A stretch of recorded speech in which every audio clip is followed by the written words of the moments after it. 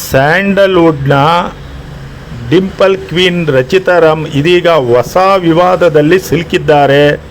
ನಟ ದರ್ಶನ್ ಪ್ರಕರಣದ ನಂತರ ಈಗ ಮೀಡಿಯಾಗಳ ಗಮನ ರಚಿತಾ ರಾಮ್ ಕಡೆ ತಿರುಗಿದೆ ಅನ್ನೋ ಪ್ರಶ್ನೆ ಮೂಡ್ತಾ ಇದೆ. ಅಸಲಿಗೆ ಘಟನೆ ಏನು ಅಂದರೆ, ಇತ್ತೀಚೆಗೆ ರಚಿತಾ ರಾಮ್ ರವರು ಬುಲೆಟ್ ಬೈಕ್ನ ಹಿಂಭಾಗದಲ್ಲಿ ಕುಳಿತುಕೊಂಡು ಹೆಲ್ಮೆಟ್ ಹಾಕದೆ ಹೋಗುತ್ತಿರುವ ದೃಶ್ಯ ವೈರಲ್ ಆಗಿತ್ತು. ಈ ವಿಡಿಯೋ ಸೋಷಿಯಲ್ ಮೀಡಿಯಾದಲ್ಲಿ ಭಾಳ ವೇಗವಾಗಿ ಹರಡಿತ್ತು. ಹಲವರು ಟ್ರಾಫಿಕ್ ರೂಲ್ಸ್ ಬಗ್ಗೆ ಪ್ರಶ್ನೆ ಕೇಳ್ತಾ ಇದ್ರು. ಈ ವಿಚಾರ ದೊಡ್ಡದಾಗ್ತಿದ್ದಂತೆ ರಚಿತಾ ರಾಮ್ ಅವರ ಅಭಿಮಾನಿಗಳ ಹತ್ರ ಕ್ಷಮೆ ಕೇಳಿದ್ರು ಎಂಬ ಮಾಹಿತಿ ಕೂಡ ಬಂದಿದೆ.